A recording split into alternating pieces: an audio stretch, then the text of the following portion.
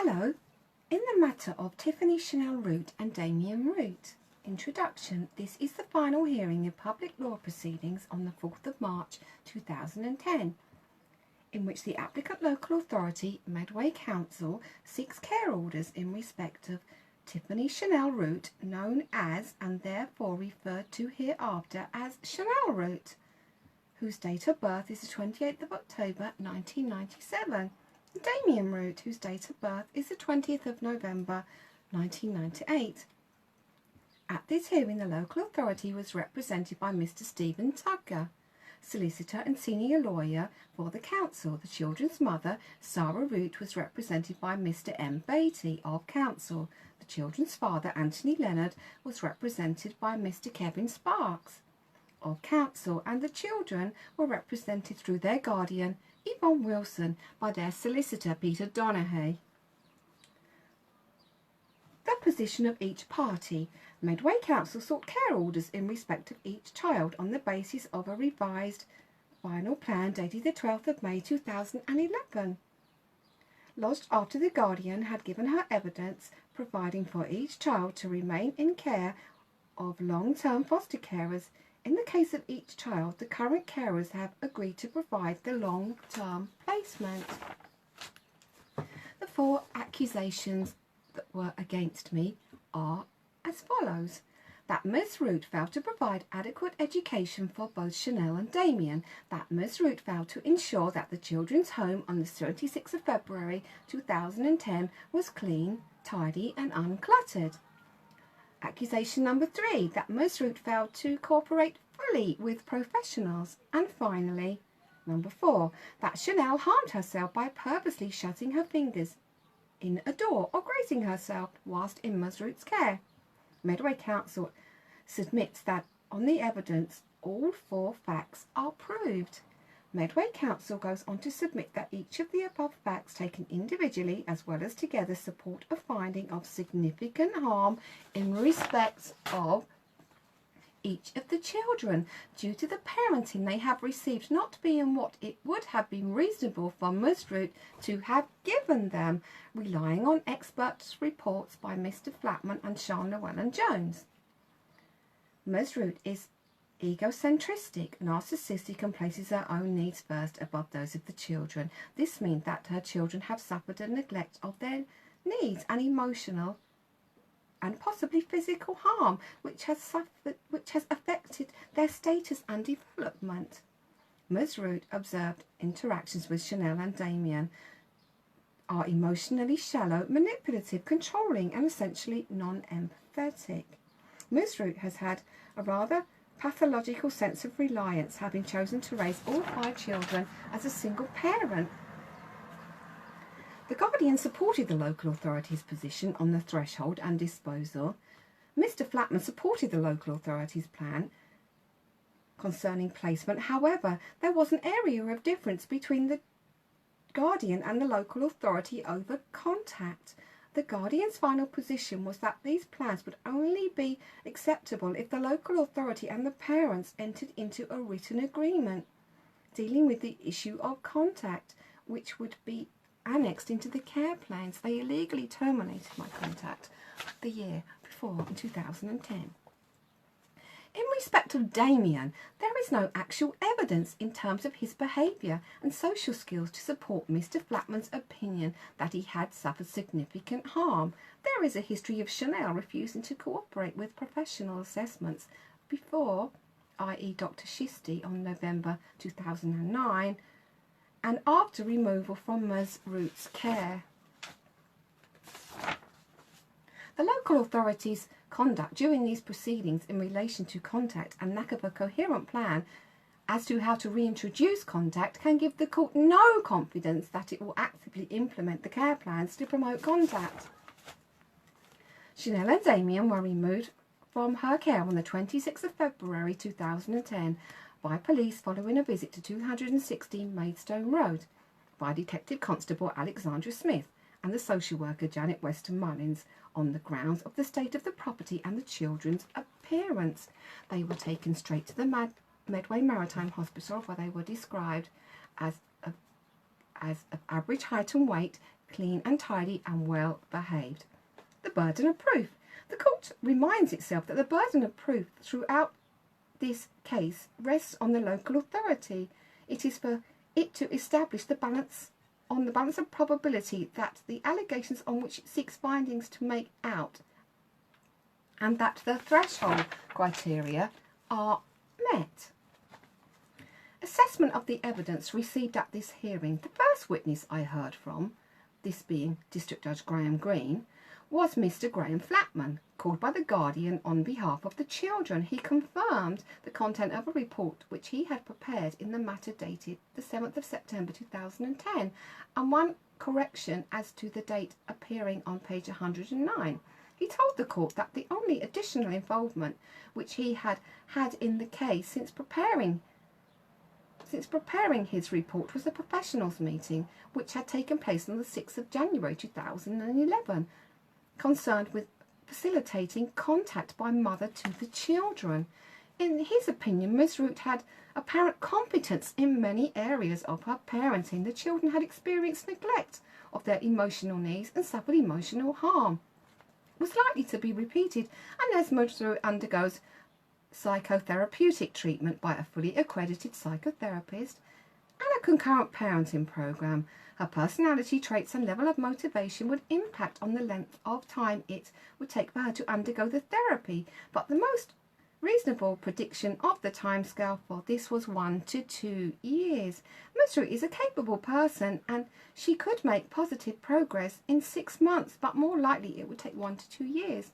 Positive progress would mean that rehabilitation of the children to her would be possible.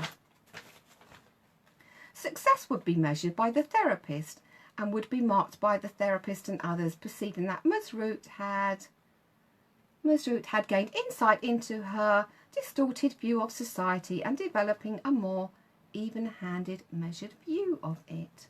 Mr. Flatman made it clear that he is an educational psychologist. He was of the view that the children's educational needs are not confined to achieving grades, but encompass the total social experience that school can offer. Damien had a very good reading age, and in his view was that this will have been achieved whilst he was being educated at home by his mother. Damien's current school had told him that the child's current progress was due to his high reading age and enthusiasm to learn. Nevertheless, Ms. Root had not adequately provided for Damien's education because she had provided him only with a limited and possibly distorted social experience when being educated by her.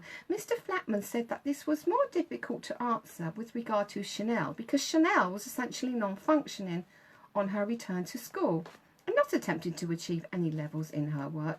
It is difficult to establish the effect of the period of home education on her grades.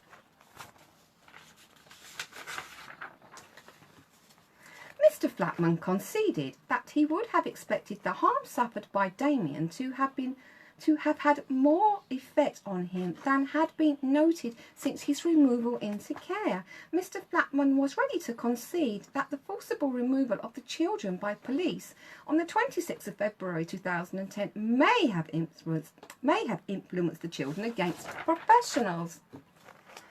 On contact, Mr. Flatman told Mr. Donaghy that he concluded that the reason why the children were declining to have contact with Miss Root was emotional difficulties which they had experienced in her care. If the court did not return the children to the care of their mother, then he thought that they would in due course want to see her.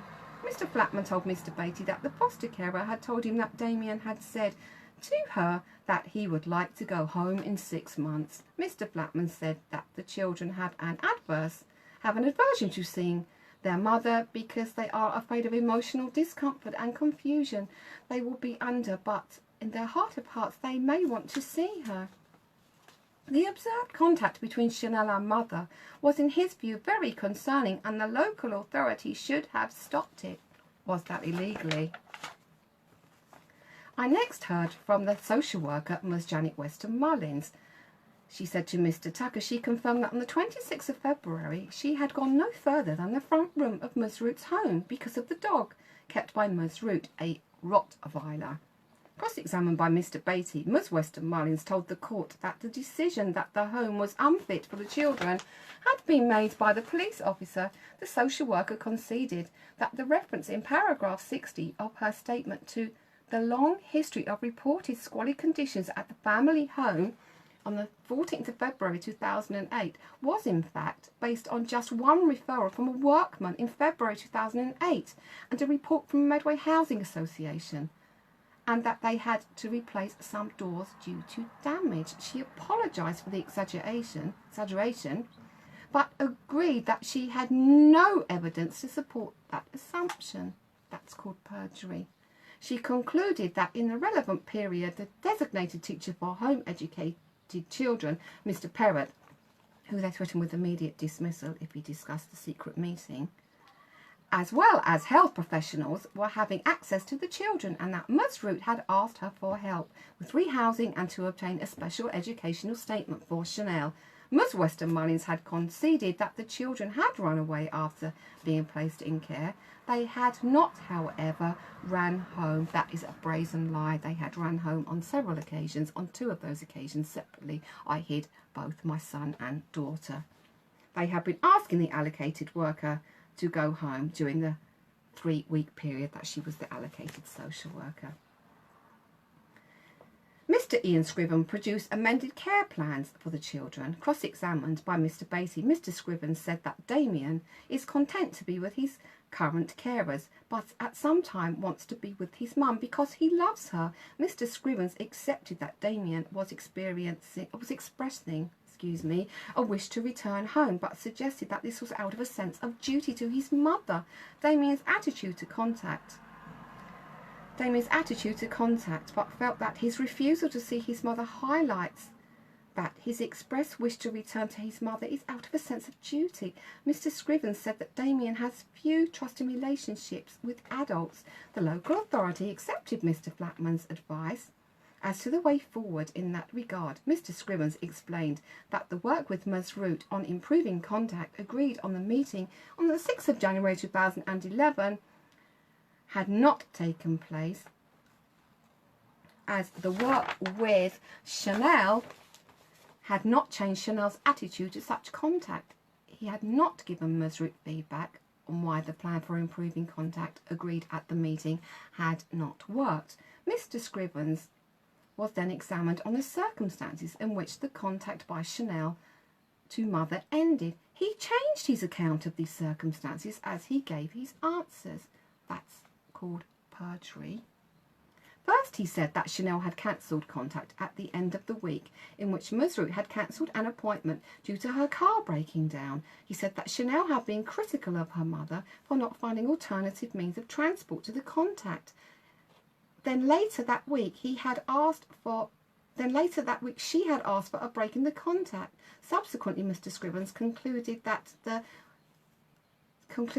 the occasion when the car broke down on the 12th of October and that the contact did not take place after that session.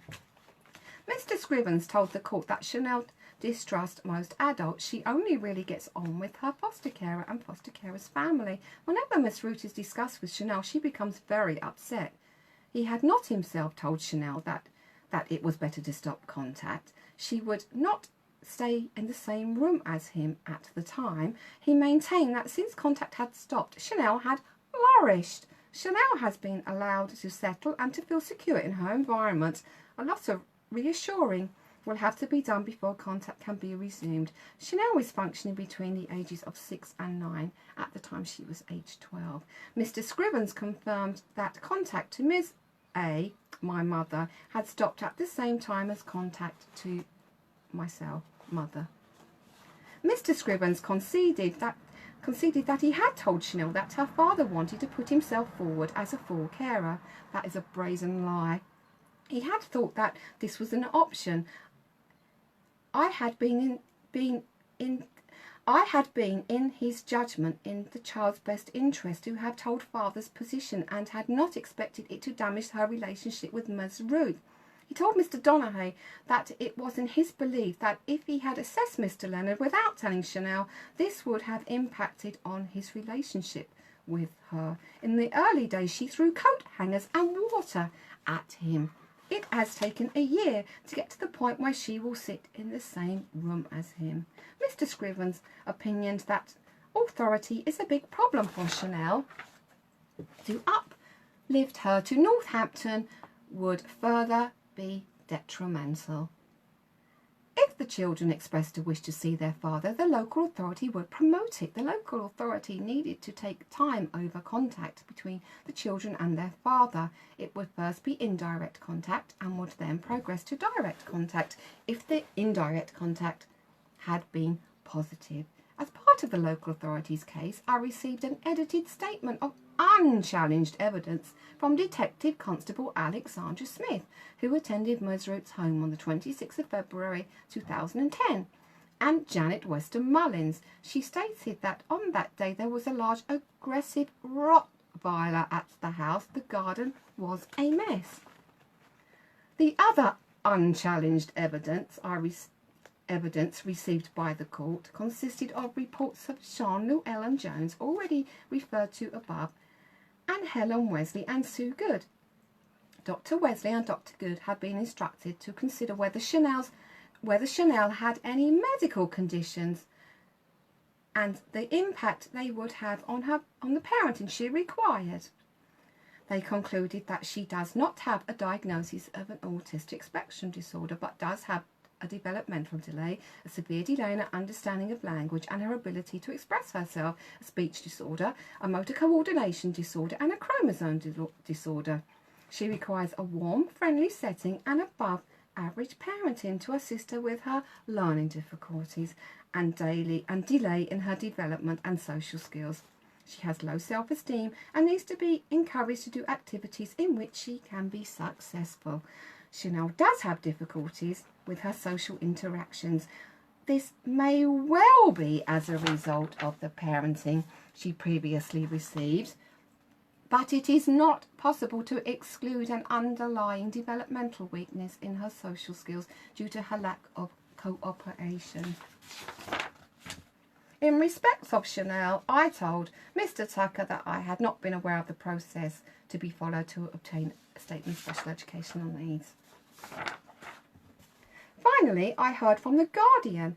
As with the other experts, I found her evidence to be coherent, credible and persuasive.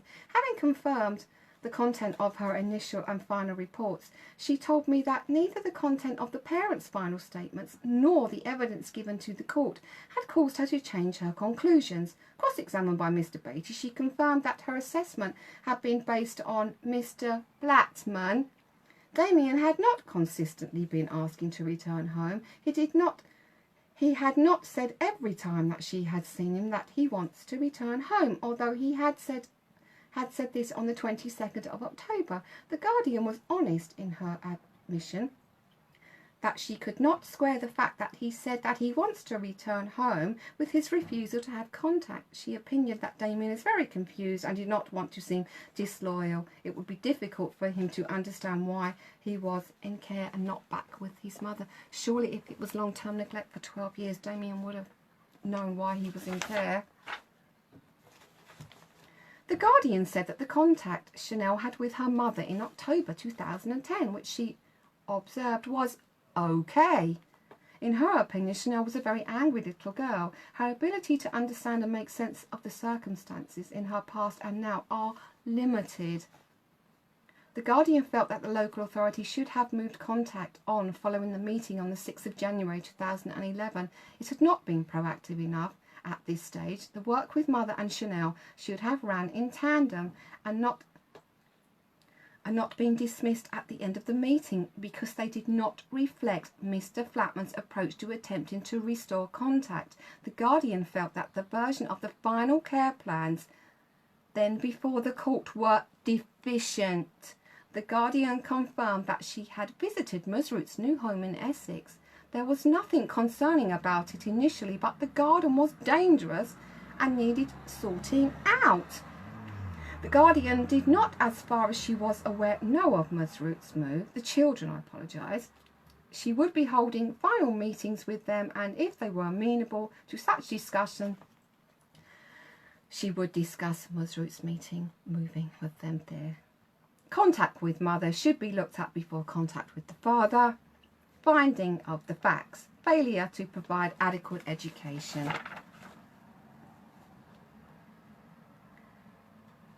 The position is less clear-cut in respect of the narrow aspect of Chanel's education, despite conceding that it had been difficult for him to access her when he had seen Chanel at Silverbank Unit, as she was effectively not functioning at the time. It is therefore at least arguable that the period of home schooling held Chanel back in terms of academic achievement. The position I find, however, clearer if the issue is approached on the broader basis of the total experience which the children would have benefited from if left in school rather than home educated prior to the relevant date. I accept the expert evidence as to the particular personality traits of Ms. Root. I find that without exposure to other more positive influences, the children were already absorbing her distorted view of society, or the alternative were likely to. Therefore, there is no evidence that they had anything but limited social experience whilst being home educated, contrary to mother's contention that the evidence in terms of Damien's behaviour and social skills to show that he suffered significant harm as a result. I accept Mr. Flatman's evidence that Damien is suspicious of authority figures. I find it difficult to build he found it difficult to build a relationship with the child.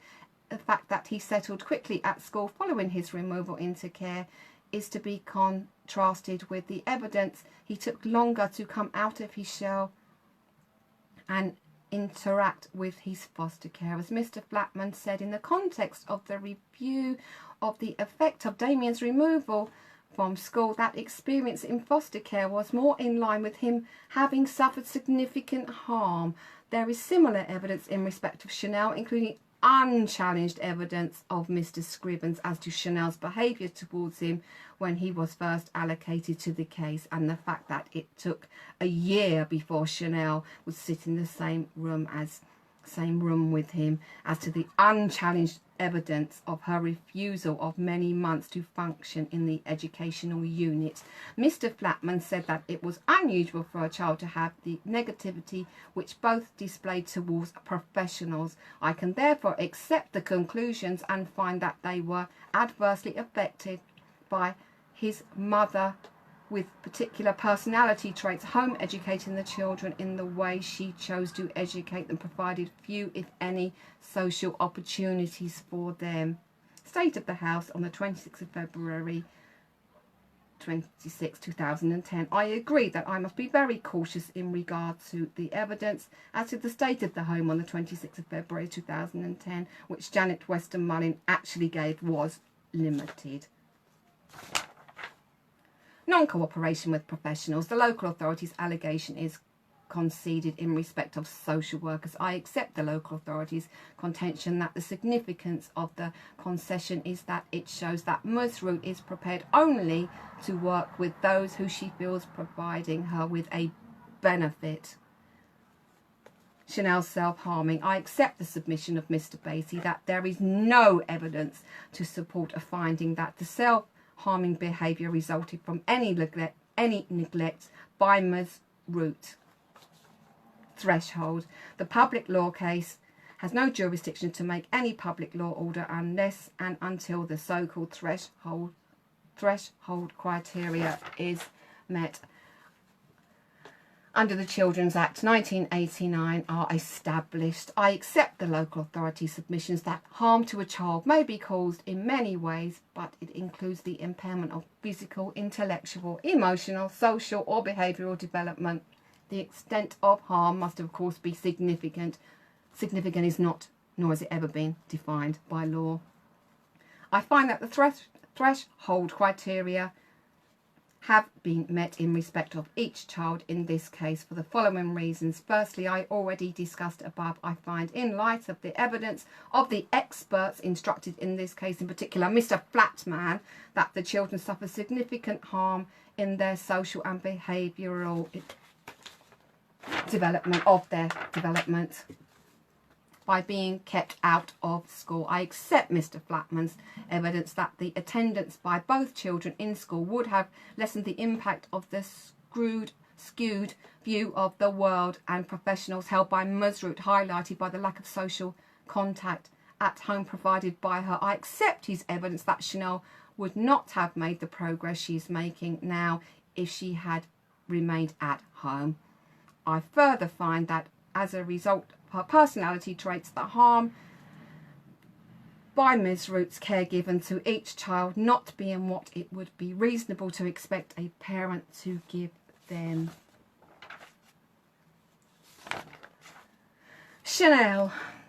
Although aged 13, Mr. Flatman commented that she is functioning generally in her playing activities as a 6 to 7 year old. Chanel initially expressed a wish to return home, but recently has told both Mr. Scrivens and The Guardian that she does not want to return home to Ms. Root. However, Mr. Flatman in his oral evidence said that no one should be bound by Chanel's wishes. She is quite immature and therefore not able to think through the consequences. But nevertheless, accept Mr. Scrivens' assumption of Chanel's wishes are accurate, contrary to the evidence. Mr. Flatman was clear that if the children were rehabilitated with mother, then over a period of time they would want to have contact with her. If the children were not, I apologise. Damien, age 12. Damien is considered to be of above average intelligence, but just weeks before he was described as having a global developmental delay. In other words, he was like a Romanian baby. Mr. Scrivens told the court that in his final statement that initially Damien believed that he would be in care for a short period and was clearly distressed when I informed him of the timescale of the final hearing. It's my view that Damien would like to return home. Mr. Scrivens is supported in this view by what the foster carer recorded in her notes on the 20th of February 2011, a year after he was illegally stolen from me. Damien told her that he wanted to go home. His or her physical, emotional and educational needs. Chanel, Dr. Wesley's and Dr. Good have opinion that Chanel is not autistic and does not meet the criterion for a learning difficulty, but she does have the range of disorders and delays set out above, and these or previous poor parenting by Ms. Root or a combination has resulted in difficulties in her social interactions. What rubbish. The likely effects of a change in their circumstances, the unchallenged evidence, and do you see a pattern here? In that both children are making good progress within their foster placements and current educational provisions. Mr. Flatman, which I have accepted, in that both have come through a very unsettling period. On her own account, she is anxious about the effect upon them of telling them on her move. That's reference to myself. Yet the unchallenged evidence is that the children are clearly very concerned about this. This may be, as he submits, be based on no evidence.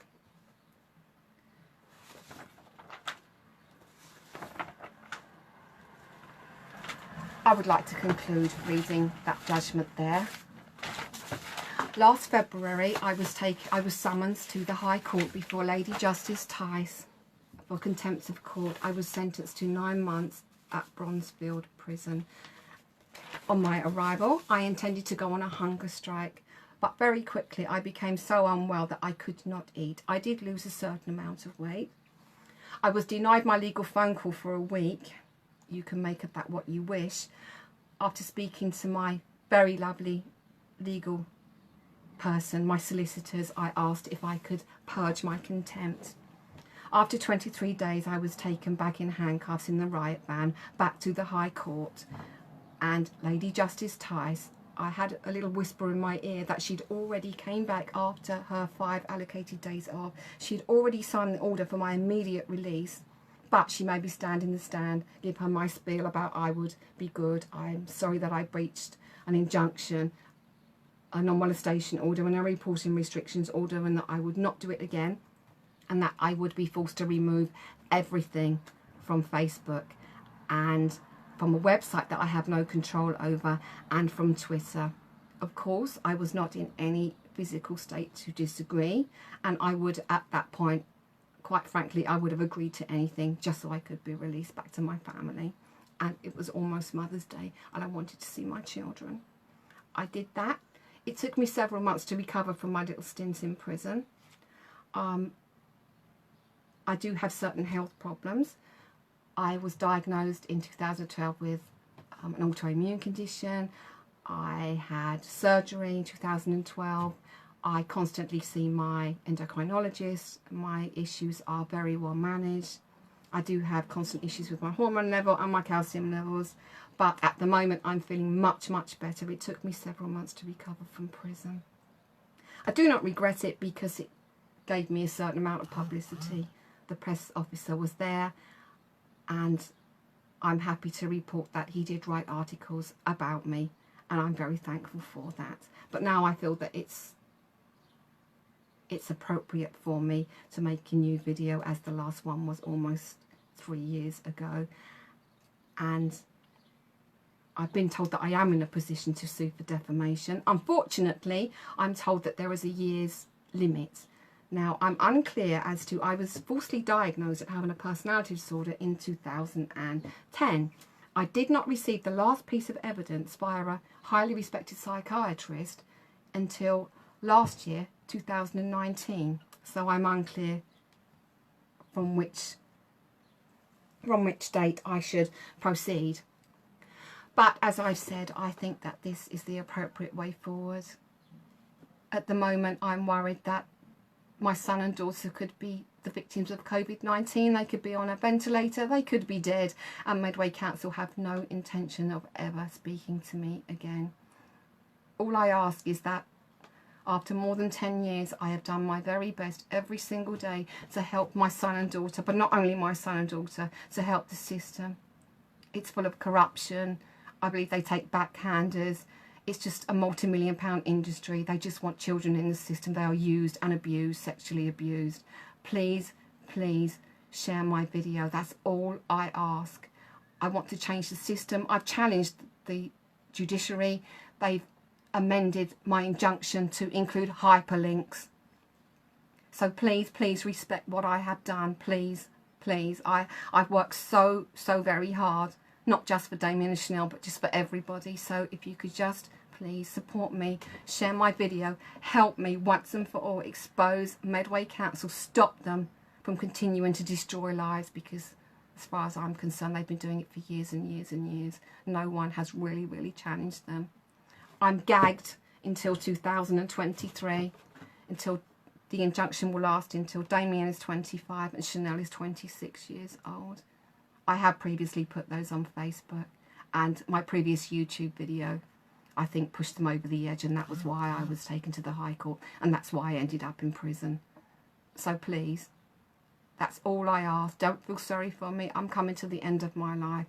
Damien and Chanel are in their early 20s. I've not seen them for more than 10 years. I have 3 older children. I have grandchildren. Please don't let me go to my grave without seeing my son and daughter again. That's all I ask. Thank you so much for listening. Thank you.